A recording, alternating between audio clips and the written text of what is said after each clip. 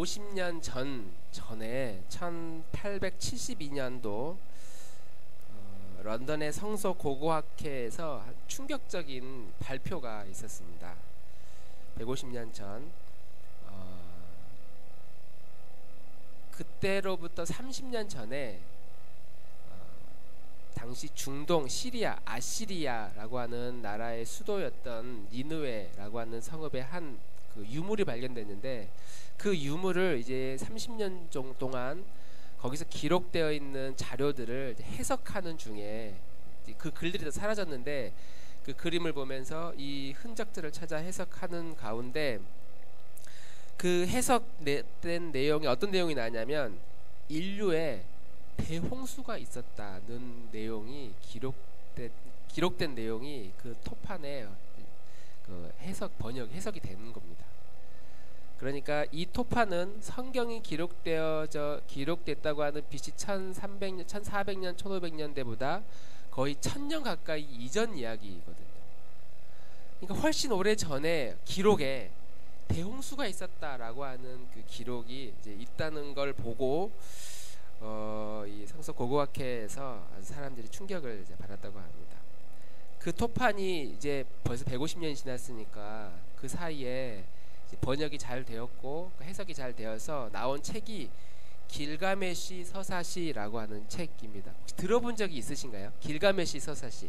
가끔 목사님들이 설교할 때 그 예를 들 때 성경 말고 고고학 자료 이야기할 때 사용하는 그 책자 이름이 이 길가메시 서사시라고 하는 책입니다. 이 책은 그때 당시 이 아시리아의 왕이었던 길가메시라고 하는 왕이었지만 거의 이 그 토판에는 거의 신격화된 신이라고 부르는, 신인지 왕인지 알 수 없는 그 인물을 중심으로 신들에 대한 이야기가 한 3분의 2 정도 기록되어 있고요. 나머지 3분의 1은 그래서 인간들이 어떻게 되었는지에 대한 이야기들로 이제 기록되어 있었습니다. 기원전 2800년, 그러니까 지금으로부터 따지면 4800년 전 이야기죠. BC 2800년, 기원전 2800년이니까 BC 28세기죠. 성경의 기록보다 훨씬 더 오랜 사람들의 이야기가 성경과 비슷한 기록들이 있다는 것을 보면, 우리 믿는 입장에서는 성경이 가장 오래되고 또 가장 역사적으로 근거 있고, 우리는 하나님이 천지를 창조하셨다는 사실과 대홍수가 있었다는 이야기들, 그리고 언어가 달라져서 뿔뿔이 흩어졌던 이런 이야기들이 당연히 하나님의 말씀이고 사실이라고 믿지만, 안 믿는 사람들의 입장에서는 이제 이런 내용들이 기독교를 공격하는 좋은 먹잇감이 되는 겁니다. 거봐라, 너네 성경이 하나님의 말씀이라고 했는데 그 전에도 이미 이런 내용들이 있었다, 보고 베낀 거 아니냐. 거기에 이미 있었던 기록들이나 역사적 그 사실들을 너네가 보고 성경을 이렇게 기록해가지고 이 성경이 너의 종교다, 너의 여호와가 너의 하나님이다, 이런 식으로 만든 거 아니냐라고 이제 공격을 하기 시작된 겁니다. 그리고 이런 이야기들은 오늘 설교를 들을 때 은혜를 받고 아니면 하나님의 위로를 받고 용기를 얻으면, 야, 역시 여호와 하나님이 참 하나님이셔 라고 생각하지만, 오늘 예배 시간에 막 졸다가 어느 날 문득 내 마음이 믿음이 떨어지고 신앙이 막 흔들릴 때, 거봐, 성경도 보니까 성경 전에 이미 이런 성경에 비슷한 내용들이 있었다고 그러더만 하면서 오늘 예배를 이제 잘못 드리면 이제 그렇게 된다는 거죠. 그래서 오늘 이야기를 잘 듣고 안티 하는 사람들이, 기독교를 비난하는 사람들이 이런 식으로 공격할 때 우리가 어떻게 이야기를 하고, 그러면 그런 역사적 사실들에 대해서 어떻게 하나님의 말씀을 우리가 소화해야 되는지에 대해서 함께 말씀을 나눠보려고 합니다. 일단 창세기하고 비슷한 이야기들이 고대 근동의 역사 그 기록들에 굉장히 많이 있습니다. 대표적으로 노아와 홍수 같은 이런 이야기들은 이 길가메시 서사시뿐만 아니라 근동 또 이집트, 그리고 심지어 중국, 그리고 아메리카 같은 나라에도 인류에 큰 홍수가 있어서 다 죽고 몇 명만 살았다라고 하는 이런 기록들이 대부분의 대륙에서도 발견이 됩니다.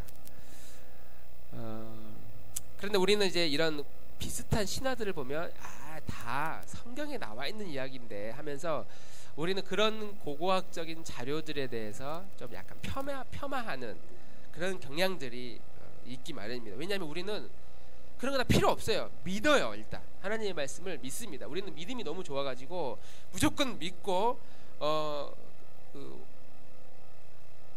뭐 꼭 그 증거가 없어도 그냥 우리는 아멘해요. 무조건 할렐루야. 하나님이 우리를 창조하셨다는 사실에 대해서 우리는 확실히 믿지 않습니까? 네, 믿는다고 믿고.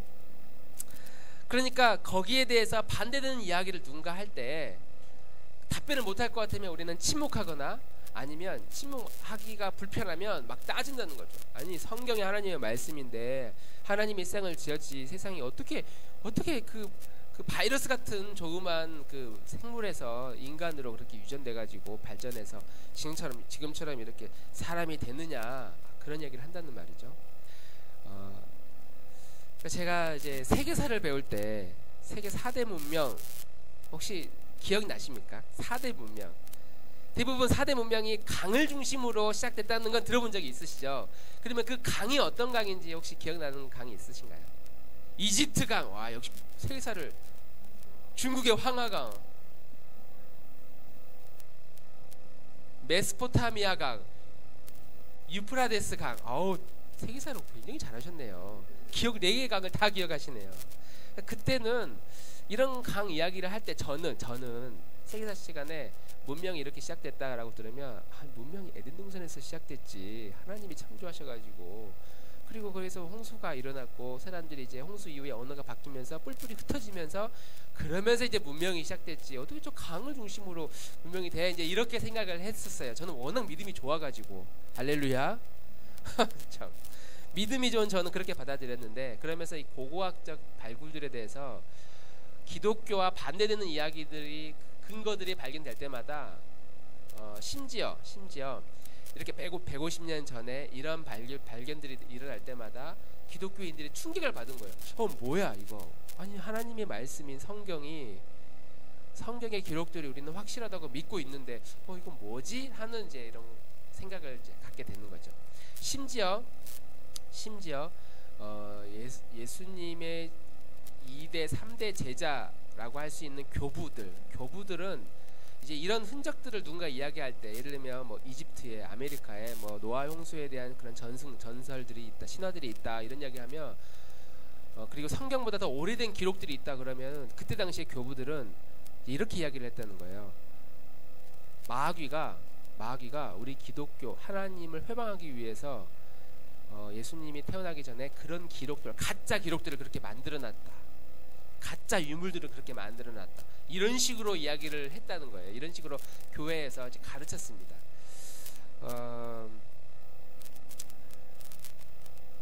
그러다 보니 저도 예를 들면 로마 신화 이런 거 배울 때 이런 거 책들을 잘 안 읽었던 것 같아요. 남의 신화를 읽어서 왜 해? 하나님의 말씀을 공부해야지 하면서 이런 고고학적인 발굴들이나 로마의 이런 신화들 또 다른 나라의 그런 전승들에 대해서 별 관심이 없다. 왜냐하면 사람 만들어낸 거니까 별 관심이 없었던 시기가 저도 있었습니다. 그런데 이제 이런 길가메시 서사시에서 나와 있는 심지어 성경보다 더 오래전 한 1000년 정도 더 오래전에 기록된 이런 이야기들의 내용들이 대부분 신들에 대한 이야기입니다. 신이 만들어 놓은 글이 아니라 신과 같은 위대한 업적을 한 사람들, 왕이겠죠. 위대한 업적을 만든 그런 왕들을 이제 기억하고 기리기 위해서 사람들이 자료를 만들어요. 형상을 만들겠죠. 문자가 없었으니까 형상을 만들어 놓고 그림 비슷한 그런 자료들을 남겨놨는데 이게 그 사람, 그 왕을 기억하고 기리기 위해서 만들어냈는데 이제 이게 시간이 지나면서 신격화된 겁니다. 그러니까 우상을 만들었는데 그 왕을 생각해서 모양을 만들어놨는데 나중에는 이 모양 자체가 그 왕인 거예요. 그 왕이 다시 살아 나타나서 이 모양의 모습으로 그 어떤 형상의 모습으로 나타나서 우리를 지금 다스리고 있다. 이런 식으로 신을 만들어 버린 거죠. 대부분 사람들이 인간들이 만들어낸 이야기고 사람이 썼는데 이런 식으로 목적을 가지고 이제 기록을 하거나 그림을 그리거나 형상을 만듭니다. 그 왕을 기리기 위해서. 그리고 기렸던 그 왕의 모습을 더 신성시하기 위해서 어떤 모양과 그림들을 이제 만들어냈다는 것이죠. 예를 들면 우리 바벨론이라고 하는 성경에 나와 있는 나라에 느부갓네살이라고 하는 왕도 들어보셨을 겁니다. 이 느부갓네살이 있을 때 이제 왕이 됐는데 내가 이 나라의 제국을 만들어야 되겠는데 명분이 필요했어요. 명분. 그래서 그림을 그리는 사람들에게 이제 명령을 해서 신화를 기록하게 합니다. 그때 당시에는 각 신들이 나라마다 그 나라 안에서만 통치하는 신이 있었어요. 바벨론만 통치하는 신이 있고 그 옆에 이집트만 섬기는 신이 있고, 신은 자기 나라에서만 움직이지 다른 나라를 넘어갈 수 없다라는 인식을 가지고 있었습니다. 요나가 도망갔던 이유가 그런 약간의 그런 인식도 있었죠. 요나가 남북 이스라엘에서 멀리 다시스로 도망가려고 했던 그 이유도 그곳에 가면 하나님이 나를 쫓아오지 못할 것이라고 당시에는 신에 대한 생각이 그런 식으로 이제 그런 개념들이 있었다는 거죠. 그래서 이 바벨론 느부갓네살이 당시에 있었던 그 마르둑이라는 신이 있었는데 이 신에 대한 신화를 어떤 식으로 하냐면 신들끼리 전쟁이 있었는데 그 전쟁 가운데 다 무찔러 이기고 이 마르둑이라는 이 신이 마지막에 최종 승리했다 라고 하는 식으로 그동안에 알고 있었던 이 신들에 대해서 이런 이야기를 이제 막 만들어내는 겁니다. 그러니까 그 신의 영향을 받고 있는 바벨론의 왕인 내가 다른 나라를 침범해가지고 다 승리해서 큰 제국을 만들어도 아무 문제가 없고 신은 반드시 그렇게 할 것이다. 이런 식으로 이야기를 해서 신과 내가 같은 마치 동격인 것처럼 그런 식으로 만들어서 전쟁을 막 일으키고 정복을 해나가는 이런 기록들이 굉장히 많이 있고, 또 하나 이 서사시 안에 기록되어 있는 이 신화들 가운데 당시는 이제 신이 여러 종류의 신들이 있는데 위계 질서가 있어요. 가장 힘이 센 신이 있고 힘이 없는 이런 신들이 있습니다. 힘이 제일 센 신들은 하늘에서 살아요. 그리고 힘이 약한 신들은 이제 하늘에서 못 사니까 땅으로 쫓겨 내려오거나 그 힘이 센 신들 밑에서 중간 계급을 이루면서 살아갑니다. 하늘에 사는 신이 따로 있고 땅에 내려와서 사는 신들이 따로 있습니다. 그리고 땅 아래 내려온 신들 가운데서도 힘이 센 신이 있고 힘이 약한 신들이 있어요. 힘이 센 신은 이제 마치 나라의 왕이 돼서 그 왕이 마치 신인 것처럼 그렇게 나라를 다스리겠죠. 이제 힘이 있는 신들은 왕들은 아무것도 일을 하지 않아요. 그냥 놀고 먹습니다. 그리고 힘이 약한 신들은 노동을 해서 일을 해야 되는 그런 신들이 있습니다. 그리고 아까 우리가 고대 문명 이야기할 때 다 강을 중심으로 시작되잖아요. 그러니까 강 중심에는 당연히 농사를 지었을 것이고 그들의 가장 큰 관심사는 강들이 자꾸 범람을 해서 농사를 망치게 하니까 어떻게 하면 범람하지 않도록 이 강을 조절할 것이냐, 그리고 범람해가지고 강이 한번 밭을 온갖 농작물을 싹 쓸고 갔을 때 이런 땅들을 어떻게 다시 개간해가지고 농사를 지도록 만들 것이냐에 대해 관심이 되게 많이 있었어요. 당연히 사람들이 많이 투입이 돼서 이렇게 막 진흙투성이가 돼 범람해서 다 망쳐버린 땅들을 다시 개간하는데 많은 사람들이 들어가서 이제 일을 했을 거 아니겠습니까? 찾아보니까 저는 가본 적은 없지만 찾아보니까 유프라데스 강 같은 경우는 길이가 2680km 강의 길이가, 우리 4대강 한다고 서울에서 부산까지 강을 연결한다고 했던 그 길이도 한 400km가 제대로 안 되고, 그것도 강 하나가 아니라 여러 개의 강을 땅을 뚫어가지고 하나 연결시킨다고 하는 그 길이도 400km 정도가 한 400-500km 채 안 되는데 유프라데스 강 하나에 2680km, 그러니까 강이 얼마나 크고 얼마나 길고 그 강과 함께 얼마나 많은 나라들이 생겼다 사라졌다 하겠습니까? 그러니까 이렇게 넓고 긴 강들이 범람을 하고, 범람을 하니까 농사를 못 짓게 되고, 농사를 못 지으니까 다시 또 땅을 밀어가지고 또 농사를 짓고, 그러니까 수많은 진흙들을 다 파내야 되는 그런 상황들을 힘이 약한 신들이 이걸 다 해야 되는 거예요. 그리고 막 이것 때문에 반란이 일어나고 불만이 이제 많아지는 겁니다. 힘이 센 신들에게. 이런 내용들이 이 서사시 안에 기록되어 있어요. 그러니까 그러면서 막 반란이 일어나려고 하니까 힘이 지혜의 신이라고 하는 엔키라고 하는 신이 이제 아이디어를 하나 냅니다. 그러면 우리 이렇게 하자. 우리가 사람을 만들어서 그 사람들에게 이렇게 힘들고 거친 일들을 맡기자. 그리고 우리는 신이니까 신답게 살자. 그래서 반역했던 막 반란을 일으켰던 그 신들 중에 제일 악한 신을 잡아가지고 그 신의 피, 그리고 그 신들이 가지고 있는 특히 남성의 정액, 그리고 진흙, 이걸 섞어가지고 인간을 만들어냈다는 기록이 이제 이런 책들 안에 있습니다.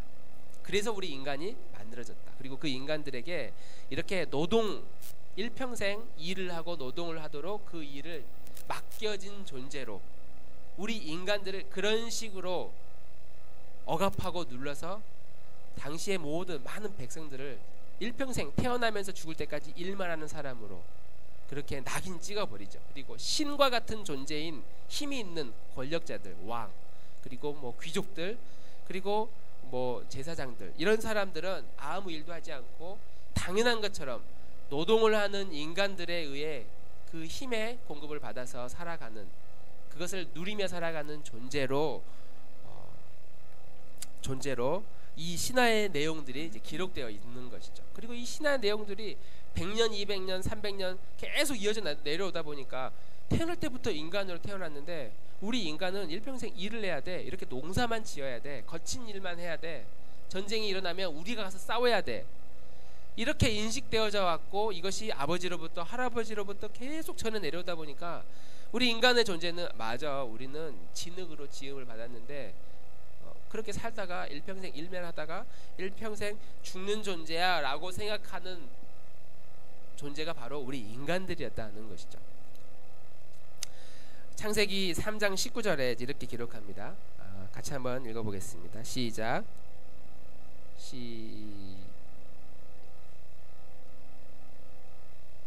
3장 19절 시작.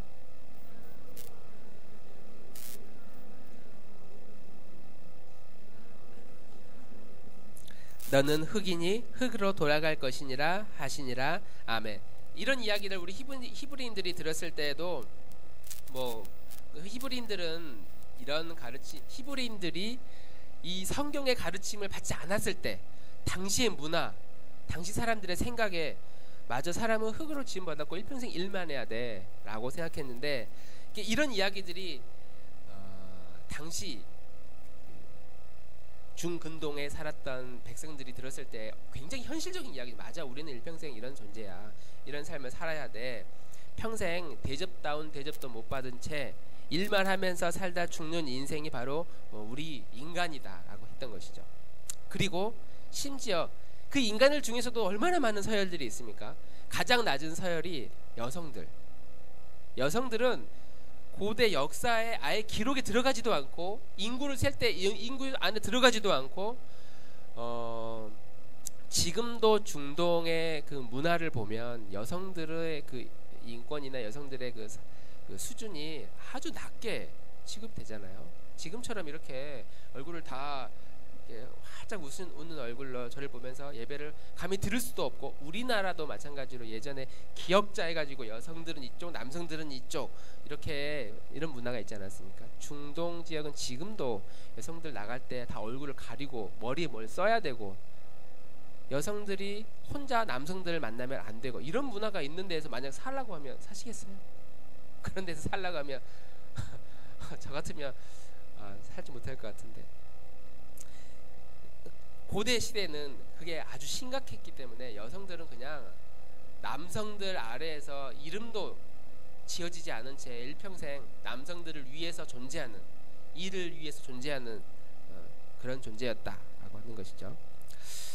그러면 인간을 지배하는 이제 가장 권력 있는 사람들을 우리는 왕이나 그런 권력자라고 부르는데, 자연스럽게 왕은 이제 신하고 가까운 존재, 하늘에 높은 신이 있는데 그 신 다음에 인간의 모습으로 내려온 신이고 나는 그 신 중엔 최고야. 그리고 너희들은 인간이기 때문에 가장 낮은 신. 자연스럽게 왕은 신이 되어져 버린 거죠. 왕은 사람이 아니야, 왕은 신이야 라고 일반 백성들은 생각을 했었습니다. 그런 식으로 구분을 계속 만들어놔야 인간들은 반역을 할 수 없고, 왕은 또 귀족들은 계속 대대로 그 피를 내 아들에게 물려줘서 그 권력을 계속 유지하면서 살 수 있었기 때문이죠. 그리고 이제 이 왕은 신적인 존재였기 때문에 당연히 인간이 사는 곳하고는 달라요. 사는 곳, 사는 집이 다릅니다. 그래서 신들이 사는 집을 따로 만들어요. 신전이라고 하죠. 신전을 만드는데 그냥 일반 집처럼 만들지 않고 아주 으리으리하게 만들지 않습니까? 그런 으리으리한 신전을 만들어서 또 전쟁을 했는데 전쟁에 우리나라가 이겼다. 그러면 그 나라에 또 하나의 신전을 요구해서 그 나라의 그 신전 안에서 제사장도 신하고 이제 신께 제사를 드리는 역할을 하는 그 사람들도 특권층이고 왕과 특별한 관계를 맺고, 그리고 왕이나 제사장만 이런 신전에 들어가는 그런 권한을 가진, 일반 백성들은 평생 죽었다 깨어나도 이 신전 안에 감히 들어가지 못하는, 그렇죠. 신도 아닌 존재, 미개한 존재가 감히 신들이 거하는 그 신전 안에 들어간다. 상상도 못할 일이죠. 큰 신전을 만들어 놓고 으리으리하게 만들어 놓고 인간은 저 안에 뭐가 있을까에 대한 막연한 환상만 가지고 일평생 살다가 죽는 그런 존재이고, 왕은, 그리고 제사장이나 권력자들은 그 신전을 계속 누리면서 소유하면서 살아가는 사람들, 그런 특권을 누리는 사람들이 이제 바로 이 당시의 왕이었고, 이 길가메시라고 하는 사람들을 비롯한 고대 근동 지역의 왕들이었다라고 하는 겁니다. 이런 사고를 가지고 있는 인간들, 우리 사람들에게 오늘 읽은 성경은 이제 이렇게 이야기를 하고 있는 겁니다. 같이 한번 읽겠습니다. 시작. 여호와 하나님이 땅의 흙으로 사람을 지으시고 생기를 그 코에 불어넣으시니 사람이 생명이 된지라. 아멘. 인간은 진흙으로 만들어졌고 일평생 노동을 하면서 살다가 죽어야 되는 존재인데, 여호와라고 하는 한 신이 인간에게 와서 사람을 어떻게 대우하냐면 흙으로 사람을 지었다는 거에 동의를 해요. 너희는 흙으로 지음을 받았다. 그런데 그 흙으로 지음 가운데 그 코에 하나님의 생기를 불어넣어서 생명이 되었다.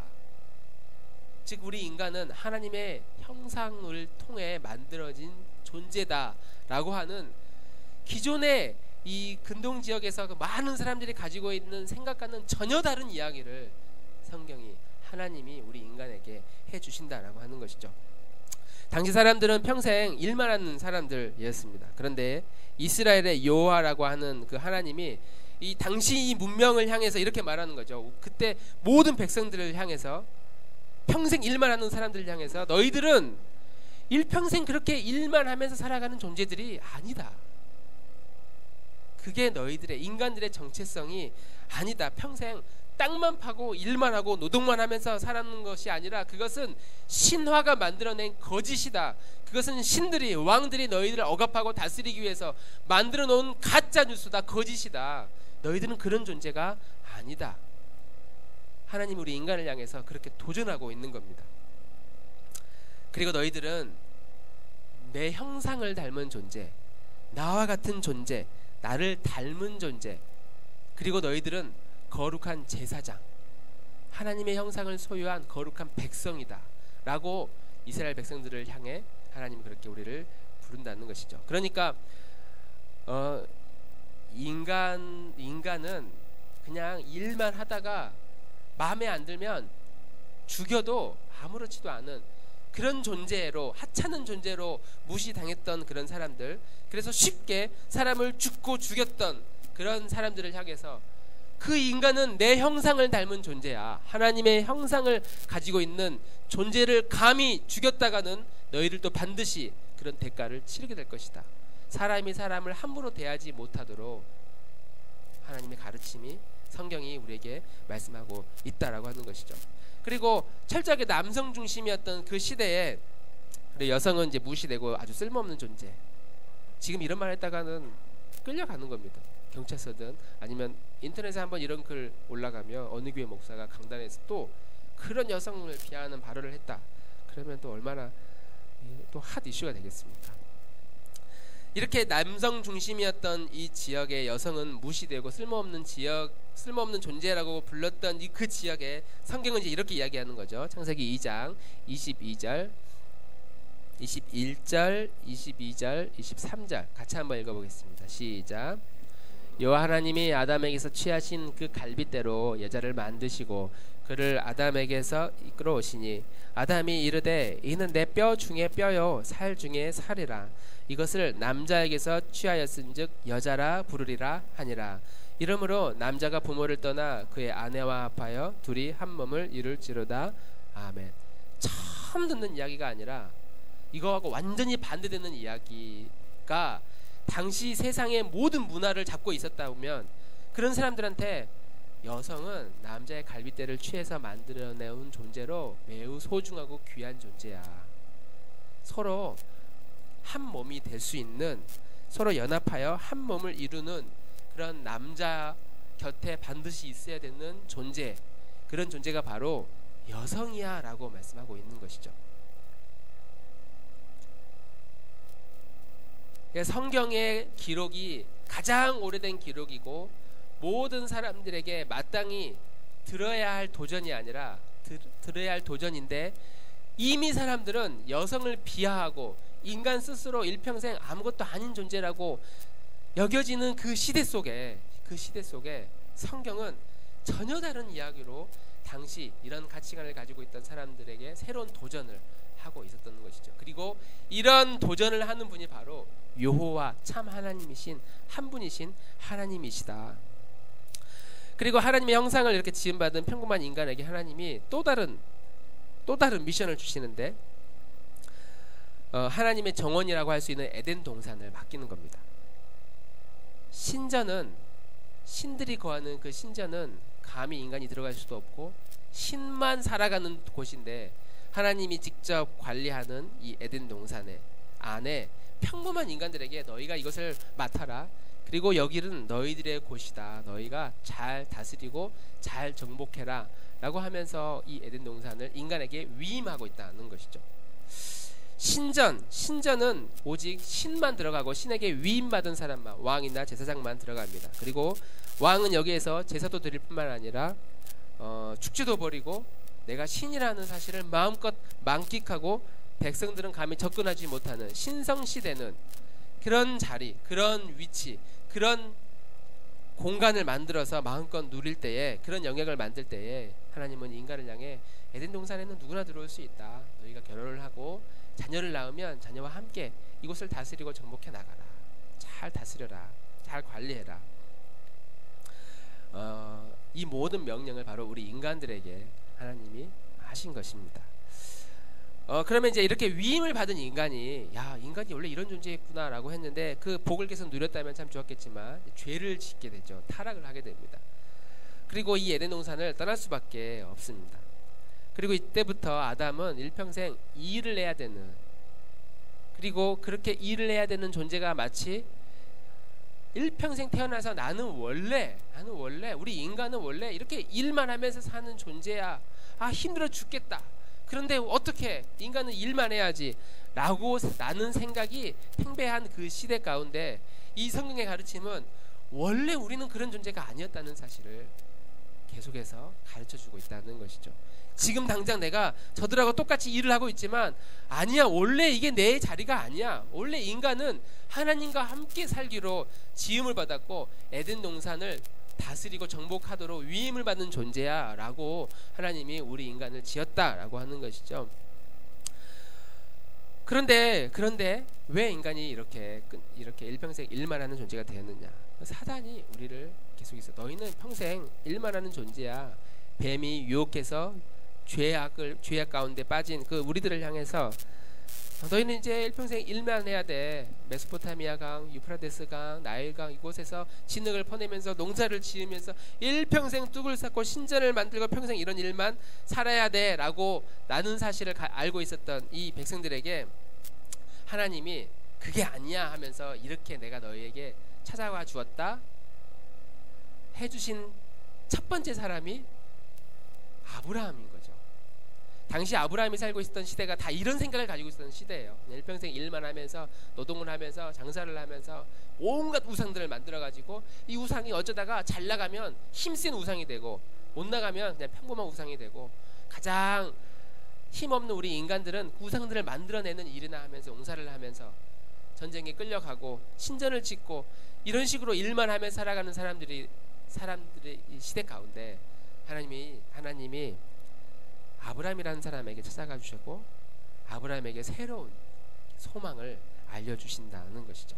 그리고 그 한 사람을 택해서 내가 너를 복을 줄 것인데 너를 통해 모든 인류가, 너의 자손만 뿐만 아니라 모든 인류가 다 복을 받을 것이다. 내가 세상의 주인이라는 사실을 너를 통해 알게 될 것이다. 너는 복의 근원이 될 것이다.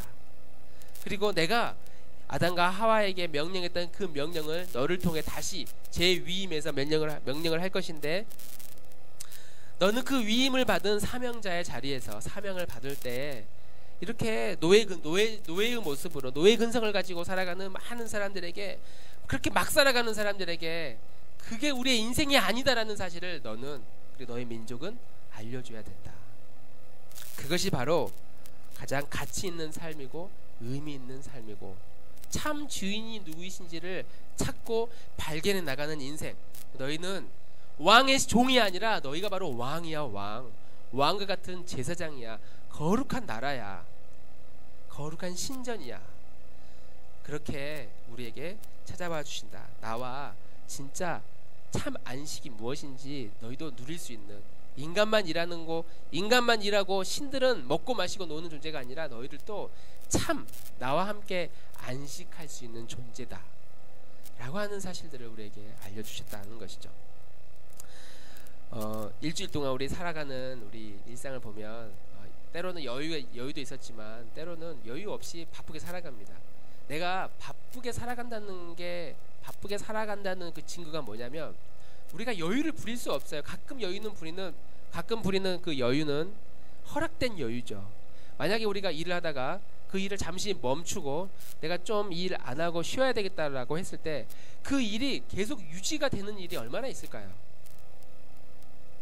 매일매일 출근하다가 오늘 좀 힘들어가지고 한 며칠 쉬겠습니다 라고 했을 때 그 쉰 다음에 과연 내 책상이 거기 있을까요? 거리차고 열심히 거리를 해야 되는데 나 도저히 힘들어가지고 좀 며칠 쉬었다가 한 몇 주 있다가 올게요 라고 했을 때 그 거리처에서 나를 계속 기다리고 있겠습니까? 그러니까 우리는 어느 정도 약속된 쉼, 내가 일을 하고 있지만 휴가 낼게요, 저 이만큼 쉽니다 라고 해서 계약된 그 쉼을 누릴 뿐이지 진정한 그 안에 쉼은 없다는 거죠. 계속 일을 하지 않으면 이 일이 언제 빼앗길지 모르는 그런 두려움과 그런 불안함 속에서 살아가는 노예가 되어 있는 것이죠. 이 사회 안에서 내가 쉬면 안 되는 노예. 그런데 이게 문제가 아니라 이게 인간의 죄 때문에 어쩔 수 없이 우리는 이런 인생을 살아갈 수밖에 없다는 것이죠. 그러면 어쩔 수 없는 이 인생을 끌려가며 평생 살 것이냐? 그것이 아니라 원래 내가 어떤 존재였는지를 우리는 끊임없이 알아가는 사람들입니다. 그리고 그걸 알아가기 위해서 오늘 주일날 힘들게 일했으면 주일날 편하게 먹고 마시고 자고 여행도 가고 쉬어야지. 이렇게 피곤하게 주일날 아침에 비 맞고 교회 와가지고 앉아가지고 피곤한데도 내가 다른 데서 안 졸고 내가 교회에서 내가 좋은 한이 있어도 내가 교회 가야지. 우리 이런 마음을 가지고 교회 왔다는 것이죠. 웃으니까 좀 민망하지만 원래 우리는 내가 어떤 존재인지 우리는 아는 사람들이고, 그것이 이 땅에서 누리며 살아가기에는 이 세상에 힘이 너무나 강력하기 때문에, 그래서 우리가 과감하게 주를 위해 직장도 포기할 수 없고 일터도 포기할 수 없고 가정도 포기할 수 없고 일은 해야 되겠고 피곤은 하고 교회는 가야 되겠고 이런 갈등을 겪는다는 것이죠. 이 세상에서 쓸 돈도 많은데 교회다가 헌금도 해야 되고 교회에서 뭐 한다고 하고 행사도 해야 되고, 마음속에 이런 갈등들이 우리는 얼마든지 있을 수 있다라고 하는 것이죠. 그런데 그리스도께서 이 땅에 사람의 모습으로 우리에게 오셔서 우리에게 주신 복음, 기쁜 소식, 굿 뉴스, 진짜 이 복음은 우리가 살고 있는 이 세상의 가치관, 내가 이렇게 일하지 않으면 안 돼, 나는 노동을 해야 돼, 어쩔 수 없잖아, 죄 때문에 우리는 일평생 일을 해야만 먹고 살 수 있는 존재가 되었어 라고 하는 우리들에게 이 세상은 끊임없이 야, 너 그렇게 열심히 하면 너도 이제 한 단계 오르는 신이 되는 거야. 지금은 이렇게 평범한 직원이지만 조금 열심히 일하면 이제 승진도 하고 위에도 오르고 그러면 월급도 오르고 그러면 좀 살만해지고 그러면 이제 너도 여유를 누리면서 신과 같이 나중에는 일하지 않아도 먹고 살 수 있는 상태, 그런 신처럼 되는 존재가 너도 될 수 있어. 이 사회가 계속 그렇게 부추기는 거죠. 그러면서 우리의 노동이 멈추지 않도록, 끊어지지 않도록 계속 일만 하면서 살아가도록 그렇게 이야기할 때에 성경은 우리에게 그러한 가치감 속에서 우리의 삶을 도전하는 겁니다. 원래 너희가 어떤 존재였는지, 이 세상에 그런 가치관, 쫓아가는 그 길이 아니라 너희들의 존재 자체가 나의 형상을 닮은 존귀한 자다. 너희들은 바로 이미 신과 같은 존재다. 무엇인가 큰 업적이 없어도 존재 자체가 얼마나 존귀하고 귀한 존재인가. 나에게 생명이 있는 한 우리 자신은 하나님의 형상을 닮은 너무너무 귀한 존재이고, 그분이 내 인생, 내가 이렇게 이 세상에 이런 분위기, 시류, 이 세상의 문화에 막 어쩔 수 없지 하면서 살아가는 그곳에서 하나님은 끊임없이 우리에게 자극하고 개입합니다. 거기에 신이 있고 그 신도 너가 그 신이 될 것처럼 사회가 부추겨도 그게 너의 인생의 참된 인생이 아니다. 나와 함께 있는 게 너의 인생의 진정한 목표다. 저 신전이 아니야. 바로 너가 그 신전 자체야. 라고 하면서 우리의 생각과 사고를 전혀 다르게 바꿔주시는 분이시다 라고 하는 것이죠. 그렇다고 해서 우리가 지금 당장 우리가 가지고 있는 직업을 그만둬도 되겠구나, 오직 주님을 위해 일평생 살아야 되겠구나, 그렇게 할 수는 없습니다. 우리는 내일 되면 또 학생은 학교로 가야 되겠고, 직장은 또 일터로 가야 되겠고, 또 여러 가지 우리가 해야 될 의무들을 우리는 수행하면서 살아가야 됩니다. 차이가 뭐냐? 그전에는 노동자로 일평생 일을 해서 내가 한 단계 올라가는 신이 될 수 있어 라고 생각을 했다면, 그리스도의 복음을 아는 사람들은 그 일터 자체가 이미 하나님과 함께하는 에덴 동산이 될 수 있다는 것이죠. 그렇게 일을 하고 있는 나 자체가 무엇인가 한 단계 올라가는 존재가 아니라 이미 내 존재가 존귀한 사람, 하나님의 형상을 닮은 귀한 존재. 내가 어떤 직업을 갖든지, 내가 어떤 사람이 되든지, 내가 누구를 만나든지, 내가 하나님을 통해 하나님의 형상을 닮은 자로 하나님은 그 자리에서 영광을, 우리의 영광을, 우리가 드려지는 그 영광을 받으시는 분이시다라고 하는 것이죠.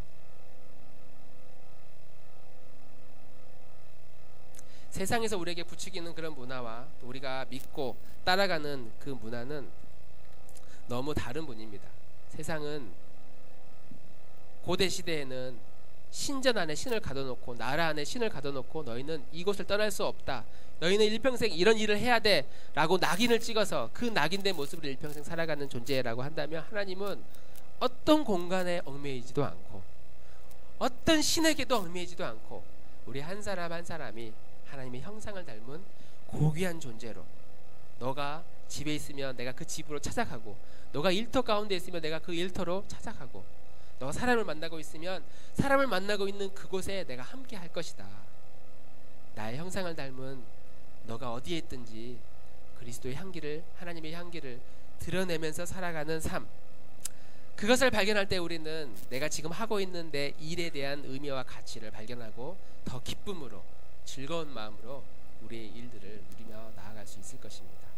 내가 이렇게 해서 돈 안 벌면 우리 집안이 어떻게 되고 내 가정이 어떻게 되고 내 아이들이 어떻게 되고, 그런 차원이 아니라 이 일 자체가 하나님이 나에게 허락하신 귀한 일, 값진 일임을 믿고 이 한 주간도 기쁨으로 승리하며 살아가는 우리 나눌목 교우들이 되기를 간절히 소망합니다. 우리 찬양하기 전에요, 우리 영상 하나 준비했는데 영상 하나 보고 같이 찬양하고 기도하면 좋겠습니다.